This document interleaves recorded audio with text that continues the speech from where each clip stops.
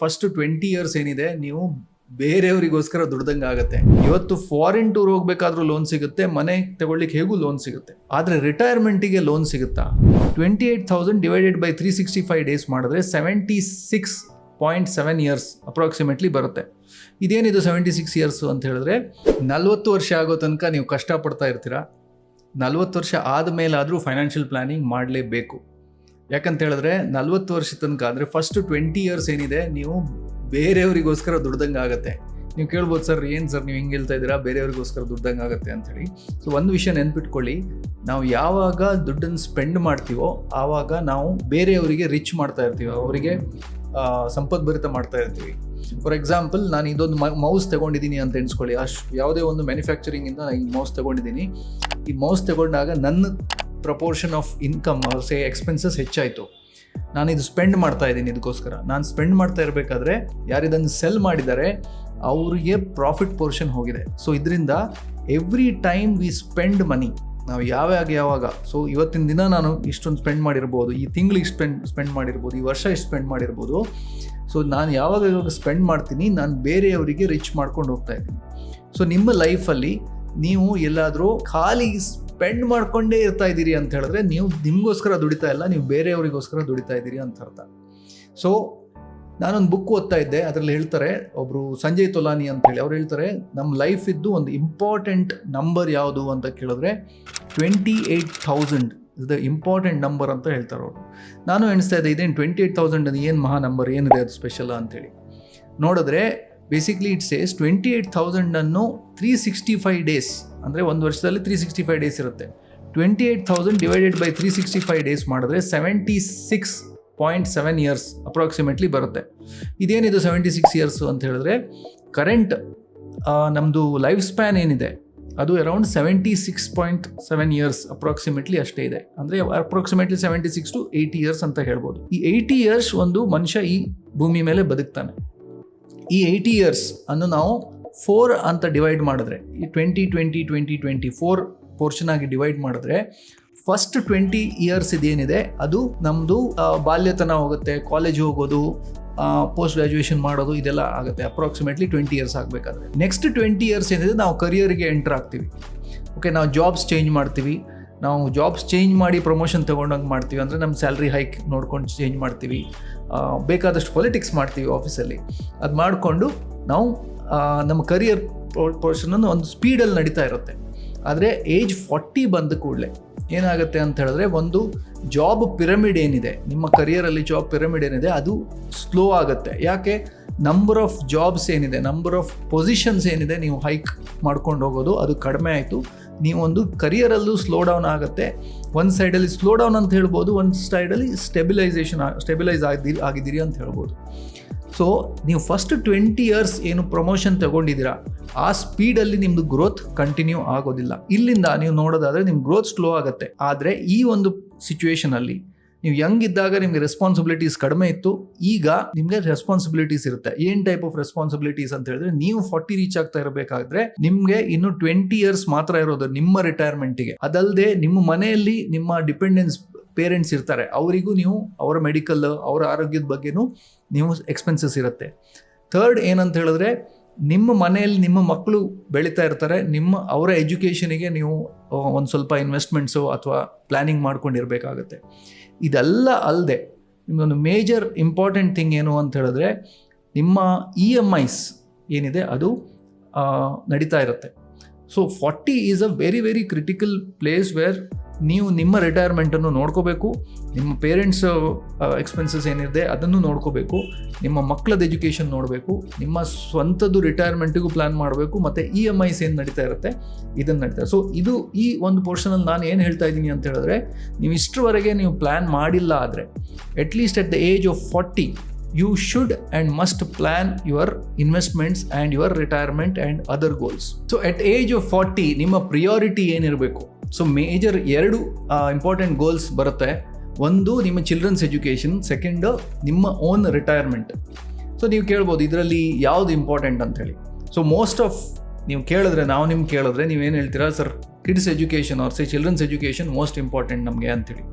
So ಹೌದು, post ಗ್ರ್ಯಾಜುಯೇಷನಿಗೆ ದುಡ್ಡು ಬೇಕು ಆ್ಯಂಡ್ ತುಂಬ ಒಳ್ಳೆ ಜಾಬ್ ಸಿಗಬೇಕು ಅವರಿಗೆ ಅಂತೇಳಿ. ಏನಾಗುತ್ತೆ ಅಂತ ಹೇಳಿದ್ರೆ, ಈ ಒಂದು ನಾವು ಜಿದ್ದಾಜಿದ್ದಿಯಲ್ಲಿ ನಮ್ಮ ಓನ್ ರಿಟೈರ್ಮೆಂಟ್ ನಾವು ಮರೆತೋಗ್ತೀವಿ. ಸರ್ ಮಕ್ಕಳ ಎಜುಕೇಷನ್ ತುಂಬ ಇಂಪಾರ್ಟೆಂಟ್ ಅಂತ ನೀವು ಹೇಳ್ಬೋದು. ಒಂದು ಥಿಂಕ್ ಮಾಡೋಣ. ಈಗ ನಮ್ಮ ರಿಟೈರ್ಮೆಂಟಿಗೆ ಅಥವಾ ಎಜುಕೇಷನ್ ನೋಡಿದ್ರೆ ನಮಗೊಂದು ಪ್ರತಿಯೊಂದಕ್ಕೆ ಇವತ್ತಿನ ದಿನದಲ್ಲಿ ಪ್ರತಿಯೊಂದು ಏನು ತೊಗೊಳ್ಬೇಕಾದ್ರೂ ನಮಗೊಂದು ಲೋನ್ ಸಿಗುತ್ತೆ. ಒಂದು ಟಿ ವಿ ತೊಗೊಳ್ಬೇಕಾದ್ರೂ ಲೋನ್ ಸಿಗುತ್ತೆ, ಒಂದು 2 ವೀಲರ್ ತೊಗೊಳ್ಬೇಕಾದ್ರೂ ಲೋನ್ ಸಿಗುತ್ತೆ, ಕಾರ್ ತೊಗೊಳ್ಬೇಕಾದ್ರೂ ಲೋನ್ ಸಿಗುತ್ತೆ, ಇವತ್ತು ಫಾರಿನ್ ಟೂರ್ ಹೋಗ್ಬೇಕಾದ್ರೂ ಲೋನ್ ಸಿಗುತ್ತೆ, ಮನೆ ತೊಗೊಳ್ಲಿಕ್ಕೆ ಹೇಗೂ ಲೋನ್ ಸಿಗುತ್ತೆ. ಆದರೆ ರಿಟೈರ್ಮೆಂಟಿಗೆ ಲೋನ್ ಸಿಗುತ್ತಾ? ರಿಟೈರ್ಮೆಂಟಿಗೆ ಲೋನ್ ಸಿಗೋದಿಲ್ಲ. ಎಜುಕೇಷನಿಗೆ ಲೋನ್ ಸಿಗುತ್ತೆ. ಸೊ ನನ್ನ ಪ್ರಿಯಾರಿಟಿ ಏನಿರಬೇಕು ಅಂತ ಹೇಳಿದ್ರೆ, ನನ್ನ ರಿಟೈರ್ಮೆಂಟ್ ಪ್ರಿಪೇರ್ ಮಾಡೋದು ಪ್ರಿಯಾರಿಟಿ ಆಗಿರಬೇಕು. ಸೊ ಎರಡೂ ಇಂಪಾರ್ಟೆಂಟೇ, ಬಟ್ ಪ್ರಿಯಾರಿಟಿ ಯಾವುದು? Priority is self retirement. ಎಜುಕೇಷನಿಗೆ ಏನು ಮಾಡೋದು ಸರ್? ಹಾಗಾದರೆ ಎಜುಕೇಷನಿಗೆ ಏನಂತ ಹೇಳಿದ್ರೆ, ಮಕ್ಕಳಿಗೆ ಒಂದು ಬೇಸಿಕ್ ಅಮೌಂಟ್ ಇಷ್ಟು ನಾನು ಕಾಂಟ್ರಿಬ್ಯೂಟ್ ಮಾಡ್ತೀನಿ ನಿನ್ನ ಎಜುಕೇಷನಿಗೆ, ನೀನು ಎಜುಕೇಷನ್ ಲೋನ್ ತಗೊಂಡು ನಿನ್ನ ಇನ್ಕಮಲ್ಲೇ ಆ ಲೋನನ್ನು ಕಂಪ್ಲೀಟ್ ಮಾಡು. ಇದೊಂದು ರೆಸ್ಪಾನ್ಸಿಬಿಲಿಟಿ ಕೊಟ್ಟಂಗೂ ಆಗುತ್ತೆ. ಅವರು ರೆಸ್ಪಾನ್ಸಿಬಲ್ ಆಗಿ ಅವರ ಎಜುಕೇಷನ್ ಕಂಪ್ಲೀಟ್ ಮಾಡ್ತಾರೆ. ಸೊ ಹೈಯರ್ ಎಜುಕೇಷನಿಗೆ ಮಕ್ಕಳಿಗೆ ನಾವು ಕಂಪ್ಲೀಟ್ ನಮ್ಮ ಫಂಡನ್ನು ಕೊಡೋದಕ್ಕಿಂತ ಅವರಿಗೆ ಒಂದು ಬೇಸಿಕ್ ಅಮೌಂಟ್ ಕೊಟ್ಟು ಆ ಲೋನ್ ತಗೊಂಡು ಎಜುಕೇಷನ್ ಲೋನಲ್ಲಿ ಅವರು ಎಜುಕೇಷನ್ ಕಂಪ್ಲೀಟ್ ಮಾಡಬಹುದು. ಓಕೆ, ಯಾಕಂದರೆ ಇವತ್ತಿನ ಒಂದು ಇನ್ಫ್ಲೇಷನ್ ನೋಡಿದ್ರೆ, ಹಣದುಬ್ಬರ ನೋಡಿದ್ರೆ, ಇವತ್ತಿನ ಇನ್ಕಮ್ ಲೆವೆಲ್ಸ್ ನೋಡಿದ್ರೆ ನಮಗೆ ಎಜುಕೇಷನು ನೋಡಬೇಕು, ಇಬ್ಬರು ಮಕ್ಕಳದ್ದು ಎಜುಕೇಷನ್ ನೋಡಬೇಕು, ಹೈಯರ್ ಎಜುಕೇಷನ್ ನೋಡಬೇಕು, ಇವತ್ತು ನಮ್ಮ ಪೇರೆಂಟ್ಸ್ ಅವ್ರದ್ದು ಹೆಲ್ತ್ ಎಕ್ಸ್ಪೆನ್ಸಸ್ ಇರುತ್ತೆ ಅದನ್ನು ನೋಡಬೇಕು, ನಮ್ಮ ರಿಟೈರ್ಮೆಂಟು ನೋಡಬೇಕು ಅಂತಾದರೆ ತುಂಬ ಕಷ್ಟ ಆಗುತ್ತೆ. It is mathematically impossible. So ನಿಮ್ಮ ಪ್ರಿಯಾರಿಟಿ ಏನಿರಬೇಕು ಅಂತ ಹೇಳಿದ್ರೆ, ಕರೆಂಟ್ ಇನ್ಕಮ್ ಅಲ್ಲದೆ, ಅದು ಕರೆಂಟ್ ಎಕ್ಸ್ಪೆನ್ಸಸ್ ನೋಡ್ಕೊಳ್ಳೋದು ಅಲ್ಲದೆ ನಿಮ್ಮ ರಿಟೈರ್ಮೆಂಟ್ ಪ್ರಿಯಾರಿಟಿ ಆಗಿರಬೇಕು. ಯಾಕಂದರೆ ಈ ಒಂದು ಗೋಲಿಗೆ ಯಾವ ಸಪೋರ್ಟು ಬರೋದಿಲ್ಲ, ಯಾವ ಲೋನು ಸಿಗೋದಿಲ್ಲ. ಸೊ ನಾವು ಈಗ ಏನು ಹೇಳ್ತಾ ಇದ್ದೀವಿ, ನಿಮ್ಮ 4 ರೆಸ್ಪಾನ್ಸಿಬಿಲಿಟೀಸಲ್ಲಿ one of the most important responsibility self retirement. ಈಗ ನೀವು ಇನ್ನೊಂದು ಕ್ವೆಶನ್ ಕೇಳ್ಬೋದು, ಏನಂತ ಹೇಳಿದ್ರೆ 40ರ ಹರೆಯದಲ್ಲಿ ನಾನು ಇನ್ನೊಂದು ಮನೆ ತಗೊಳ್ಬೋದಾ ಸರ್ ಅಂತೇಳಿ. ಓಕೆ, ಇನ್ನೊಂದು ಸಲ ಲೋನ್ ತಗೊಳ್ಳೋದು, ಸೊ ಇನ್ನೊಂದು ಮನೆ ತೊಗೊಂಡ್ಬಿಡೋದು. ನೀವು 40ಗೆ ಬಂದ ಕೂಡಲೇ ನೀವು ಆಲ್ಮೋಸ್ಟ್ 2 ಡಿಕೇಡ್ಸ್ ಆಫ್ ನಿಮ್ಮದು ಕರಿಯರ್ ಕಳೆದೋಗಿದೆ. ನೀವೇನು ಮಾಡಿದ್ದೀರಿ ಈ 20 ಇಯರ್ಸಲ್ಲಿ, ಫಸ್ಟ್ 20 ಇಯರ್ಸಲ್ಲಿ almost all types of loan ತಗೊಂಡಿರ್ತೀರಾ. ಒಂದು ಪರ್ಸ್ನಲ್ ಲೋನ್ ತಗೊಂಡಿರ್ತೀರಾ, 2 ವೀಲರ್ ಲೋನ್ ತಗೊಂಡಿರ್ತೀರಾ, ಕಾರ್ ಲೋನ್ ತಗೊಂಡಿರ್ತೀರಾ, ಒಂದು ಹೌಸಿಂಗ್ ಲೋನು ತಗೊಂಡಿರ್ತೀರಾ. ಸೊ ನಿಮಗೆ ಲೋನ್ ಎಕ್ಸ್ಪೀರಿಯನ್ಸ್ ಚೆನ್ನಾಗಿರುತ್ತೆ. ಮೋಸ್ಟ್ಲಿ ನಿಮ್ಮ ಬೈ ಮಾಡಿರೋ ಮನೆ ಏನಿದೆ ಅದನ್ನು ಚೆನ್ನಾಗಿ ಗ್ರೋ ಆಗಿರುತ್ತೆ.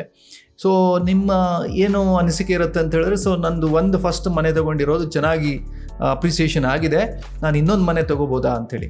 ಸೊ ಗ್ರೇಟ್ ಐಡಿಯಾ, ನೀವು ತೊಗೊಳ್ಬೋದು. ಆದರೆ ಒಂದು ಮನಸ್ಸಲ್ಲಿ ಇಟ್ಕೊಳ್ಳಿ, 70% ಆಫ್ ದ ಪೀಪಲ್ ಏನಿದೆ ಅವ್ರದ್ದು ಕರಿಯರ್ ಬ್ರೇಕ್ ಆಗೋದು 40-42 ಅಲ್ಲೇ. 40-42 ಅಲ್ಲೇ ಒಂದು ಕರಿಯರ್ ಬ್ರೇಕ್ ಆಗುತ್ತೆ. ನಾವು ಮಿಡ್ ಲೈಫ್ ಕ್ರೈಸಿಸ್ ಅಂತ ಏನು ಹೇಳ್ತೀವಿ, ಮಿಡ್ ಕರಿಯರ್ ಕ್ರೈಸಿಸ್ ಅಂತ ಏನು ಹೇಳ್ತೀವಿ, ಅದು ಬರೋದೇ 40-42 ಅಲ್ಲಿ. ಸೊ ಒಂದು ಸೆಕೆಂಡ್, ನಿಮಗೆ ಒಂದು ಸ್ವಂತ ಬಿಸ್ನೆಸ್ ಮಾಡಬೇಕಂತ ಮನಸ್ಸು ಬರೋದು ಅದೇ ಟೈಮಲ್ಲಿ. ಸೊ ಹೀಗಿರಬೇಕಾದ್ರೆ ನೀವು ಆ ಒಂದು ಸಿಚುವೇಶನ್ ಬರಬೇಕಾದ್ರೆ ನೀವು ಲೋನ್ ಇಟ್ಕೊಂಡು ಇರೋದು ಸೂಕ್ತವಾ ಅಂಥೇಳಿ ನೀವು ನಿಮ್ಮ ಒಂದು ಲೈಫ್ ಅನಾಲಿಸಿಸ್ ಮಾಡಿಕೊಂಡು ಥಿಂಕ್ ಮಾಡಬೇಕಾಗಿರೋ ವಿಷಯ. ಸೊ ಲೋನ್ ತಗೊಂಡು ಇನ್ವೆಸ್ಟ್ ಮಾಡ್ಬೋದಾ ಅಂತ ಕೇಳೋರು ಇದ್ದಾರೆ. So at the age of 40+, okay, ನಿಮ್ಮದು ಲೋನ್ಸ್ ಆಲ್ರೆಡಿ ತಗೊಂಡಿರೋ ಲೋನ್ ಫಸ್ಟ್ ಹಾಫಲ್ಲಿ ಏನು ತೊಗೊಂಡು, ಫಸ್ಟ್ 20 ಇಯರ್ಸಲ್ಲಿ ಏನು ತೊಗೊಂಡಿರ್ತೀರಾ ಆ ಲೋನ್ ಕಂಪ್ಲೀಟ್ ಆಗ್ಲಿಕ್ಕೆ ಬರ್ತಾ ಇರುತ್ತೆ, ಇನ್ನೊಂದು 5-6 ವರ್ಷ ಇರುತ್ತೆ. ಈಗ ನೀವು ಇನ್ನೊಂದು ಲೋನ್ ತಗೊಂಡ್ರೆ ಅನದರ್ 20 ಇಯರ್ಸ್ ಅಂತ ಹೇಳಿದ್ರೆ ಅರೌಂಡ್ 60 ಇಯರ್ಸ್ ತನಕ ನೀವು EMI ಕಟ್ಟೋ ಪರಿಸ್ಥಿತಿ. ಸೊ ಅದೊಂದು ಗ್ರೇಟ್ ಐಡಿಯಾ ಅಲ್ಲ ಅಂತ ಎಣಿಸ್ತೀನಿ ನಾನು. ಸೊ ಫಸ್ಟ್ ಮನೆ ಓಕೆ ನಿಮ್ಗೆ ಬೇಕು, ನೀವು ಅದರಲ್ಲಿ ಇರಬೇಕು. ಆದರೆ ಸೆಕೆಂಡ್ ಮನೆ ಏನಿದೆ that can give you income. ನಾವು ಎಷ್ಟು ಇನ್ಕಮ್ ಕೊಡುತ್ತೆ ಅಂತ ಎಣಿಸ್ಬೋದು. ನೀವು ಯಾವುದೇ ಒಂದು ರಿಯಲ್ ಎಸ್ಟೇಟ್ ಒಂದು ಇನ್ವೆಸ್ಟ್ಮೆಂಟ್ ನೋಡಿದ್ರೆ ರೆಸಿಡೆನ್ಷಿಯಲ್ ಇನ್ಕಮ್ ಏನಿದೆ ಅದು ನಾಟ್ ಮೋರ್ ದೆನ್ 2-3%. ಅಂದರೆ 1 ಕೋಟಿದು ಮನೆ ನಾನು ತಗೊಂಡ್ರೆ 3%ಗಿಂತ ಹೆಚ್ಚು ನನಗೆ ಆ್ಯನ್ಯುವಲ್ ಮಂತ್ಲಿ ಇನ್ಕಮ್ ಅಥವಾ ಆ್ಯನ್ಯುವಲೈಸ್ಡ್ ಮಾಡಿ ನೋಡಿದ್ರೆ 3%ಗಿಂತ ಹೆಚ್ಚು ಬರೋದಿಲ್ಲ. ಅಪ್ರಿಸಿಯೇಷನ್ ಎಷ್ಟು ಬರ್ಬೋದು? ನಾವು ಹೇಳ್ತೀವಿ ಸರ್ ನಂದು 1 ಕೋಟಿ ಹಾಕಿದ್ದೆ 2.5 ಕೋಟಿ ಆಗಿದೆ ಅಂತೇಳಿ. ನೀವು ಕೂತ್ಕೊಂಡು ಎಕ್ಸೆಲಲ್ಲಿ ಹಾಕಿ ನೋಡಿದ್ರೆ it is not more than 6% to 7% ಅಷ್ಟೇ ಅಪ್ರಿಸಿಯೇಷನ್ ಬಂದಿರೋದು. ಸೊ ಆಲ್ ಎಕ್ಸ್ಪೆನ್ಸಸ್ ತೆಗೆದ್ರೆ. So at the age of 50, 45, 50 ನೀವು ಲೋನ್ ತಗೊಳ್ಳೋದು is not a great idea. One more thing, ನೀವು ರಿಯಲ್ ಎಸ್ಟೇಟ್ ತಗೊಳ್ಳೋದು ಎಟ್ ದ ಏಜ್ ಓಲ್ಡ್ ಆದಂಗೆ, ನೀವು ಏಜ್ ಆದಂಗೆ real estate becomes not an asset, it becomes a liability.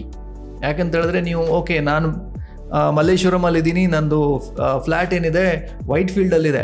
So at the age of 60 ಅಲ್ಲಿ ತನಕ ಹೋಗಿ ಅವ್ರು ಏನು ಮಾಡ್ತಾರೆ ನೋಡ್ಕೊಂಡು ಬರೋದು is a big tension. So real estate may not be a great idea at the age of 45 ಅಲ್ಲಿ ವಾಪಸ್ ಲೋನ್ ತಗೊಳ್ಳೋದು is not a great idea. ನಾವು your goal should be to prepare yourself with the cash rich ಆಗಿರಬೇಕು. ನೀವು liquidity ಇರೋ investments ಮಾಡಬೇಕು.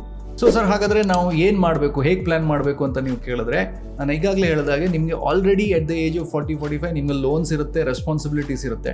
So first ವಿಷಯ ಏನು ಅಂತ ಹೇಳಿದ್ರೆ, ನಿಮ್ಮ ಮೇಲಿರೋ ರಿಸ್ಕ್ ಏನಿದೆ ಅಂತ ಹೇಳಿದ್ರೆ, ನಿಮಗೆ ರೆಸ್ಪಾನ್ಸಿಬಿಲಿಟೀಸ್ ಇದೆ. ನಿಮ್ಗೆ ಏನಾದರೂ ಆದರೆ ಎಟ್ ದ ಏಜ್ ಆಫ್ 40 ಆಗ ಇಷ್ಟು ಡಿಪೆಂಡೆನ್ಸ್ ಇದ್ದಾರೆ ನಿಮ್ಮ ಮೇಲೆ, ಪೇರೆಂಟ್ಸ್ ಇದ್ದಾರೆ, ಮಕ್ಕಳಿದ್ದಾರೆ, ವೈಫ್ ಇದ್ದಾರೆ, ಅದ್ರ ಮೇಲೆ ಲೋನ್ಸ್ ಇದೆ ನಿಮಗೆ. ಸೊ ಹೀಗಿರಬೇಕಾದ್ರೆ ನೀವು ಫಸ್ಟ್ ನಿಮ್ಮ ಲೈಫ್ ರಿಸ್ಕನ್ನು ಟ್ರಾನ್ಸ್ಫರ್ ಮಾಡಬೇಕು. ಅಂತೇಳಿದ್ರೆ ನಾನು ಇಲ್ಲ ಆದರೆ, ಸೊ ನನ್ನ ಮೇಲಿರೋ ಲೋನ್ಸ್ಗಳು ಏನಿದೆ ನಮ್ಮ ಫ್ಯಾಮಿಲಿಗೆ ಪ್ರಾಬ್ಲಮ್ ಆಗಬಾರ್ದು ಒಂದು. ಸೆಕೆಂಡ್, ನನ್ನ ಎಜುಕೇಷನ್, ನನ್ನ ಮಕ್ಕಳ ಎಜುಕೇಷನಿಗೆ ಏನು ಪ್ಲ್ಯಾನ್ ಮಾಡಿದ್ದೀನಿ ಅದರ ಫಂಡಿಗೂ ಪ್ರಾಬ್ಲಮ್ ಆಗಬಾರ್ದು. ನನ್ನ ಪೇರೆಂಟ್ಸ್ ಏನಿದ್ದಾರೆ ನನ್ನ ಮೇಲೆ ಡಿಪೆಂಡ್ ಆಗಿರೋರು ಅದ್ರ ಮೇಲೂ ಪ್ರಾಬ್ಲಮ್ ಆಗಬಾರ್ದು. ನನ್ನ ವೈಫ್ ಇದ್ದಾರೆ ನನ್ನ ನಂಬ್ಕೊಂಡಿರೋರು, ಅವರಿಗೂ ಪ್ರಾಬ್ಲಮ್ ಆಗಬಾರ್ದು. ಸೊ ಇದಕ್ಕೋಸ್ಕರ ನನ್ನ ಮೇಲಿರೋ ರಿಸ್ಕನ್ನು ನಾನು ಟ್ರಾನ್ಸ್ಫರ್ ಮಾಡಬೇಕು. ಏನಿದು ರಿಸ್ಕ್ ಟ್ರಾನ್ಸ್ಫರ್ ಅಂತ ಹೇಳಿದ್ರೆ ಒಂದು ಟರ್ಮ್ ಇನ್ಶೂರೆನ್ಸ್ ತಗೊಳ್ಳೋದು. ಟರ್ಮ್ ಇನ್ಶೂರೆನ್ಸ್ ಏನಿದೆ ನಿಮ್ಮ ವೆಹಿಕಲ್ ಇನ್ಶೂರೆನ್ಸ್ ಇದ್ದಂಗೆ, ಗಾಡಿಗೆ ಏನಾದರೂ ಆದರೆ ಮಾತ್ರ ನಿಮಗೆ ಆ ಗಾಡಿದು ವ್ಯಾಲ್ಯೂ ನಿಮಗೆ ಸಿಗುತ್ತೆ. ಸೊ ಹಾಗೆಯೇ ಟರ್ಮ್ ಇನ್ಶೂರೆನ್ಸ್ ಏನಿದೆ, ನೀವು ಒಂದು ಪ್ರೀಮಿಯಂ ಕಟ್ತೀರಾ, ನಿಮ್ಗೇನೂ ಆಗಿಲ್ಲ ಆದರೆ, ಆಗೋದು ಬೇಡ, ಬಟ್ ಆಗಿಲ್ಲ ಆದರೆ ನಿಮಗೆ ಏನೂ ಸಿಗೋದಿಲ್ಲ, ನಿಮ್ಮ ಫ್ಯಾಮಿಲಿಗೆ ಏನೂ ಸಿಗೋದಿಲ್ಲ. ಇದೊಂದು ಪ್ರೊಟೆಕ್ಷನ್. ನಾವೊಂದು ಟ್ರಾವೆಲ್ ಮಾಡಬೇಕಾದ್ರೆ ಒಂದು ಹೆಲ್ಮೆಟ್ ಹಾಕ್ಕೊಂಡು ಹೋಗ್ತೀವಿ, ಸೊ ಅದೊಂದು ಪ್ರೊಟೆಕ್ಷನ್ ಇದ್ದಂಗೆ. Okay, so life insurance. Second, health insurance. ನೀವು ಆರಾಮಾಗಿದ್ದೀರಾ, ಓಡಾಡ್ಕೊಂಡಿದ್ದೀರಾ, ಫೈನ್, ಆದರೆ ನಿಮಗೆ ಹೆಲ್ತ್ ಸರಿ ಇಲ್ಲ. ಓಕೆ, ಹೀಗಿರಬೇಕಾದ್ರೆ ಆ ನಿಮ್ಮ ಮೆಡಿಕಲ್ ಬಿಲ್ ಏನಿದೆ ಅದು ಕೊಡೋದು ಯಾರು? Because you are the only bread winner. So ಅದನ್ನು ಪ್ರೊಟೆಕ್ಟ್ ಮಾಡಬೇಕು. ಆ ರಿಸ್ಕನ್ನು ನೀವು ಟ್ರಾನ್ಸ್ಫರ್ ಮಾಡಬೇಕು. ಹೇಗೆ? ಹೆಲ್ತ್ ಇನ್ಶೂರೆನ್ಸ್ ತೊಗೊಂಡು. ಥರ್ಡ್ ಇಂಪಾರ್ಟೆಂಟ್ ಥಿಂಗ್, ಸರ್ ನನಗೆ ಏನೂ ಆಗೋದಿಲ್ಲ ಅಂತ ಎಣಿಸ್ಕೊಳ್ಳೋಣ.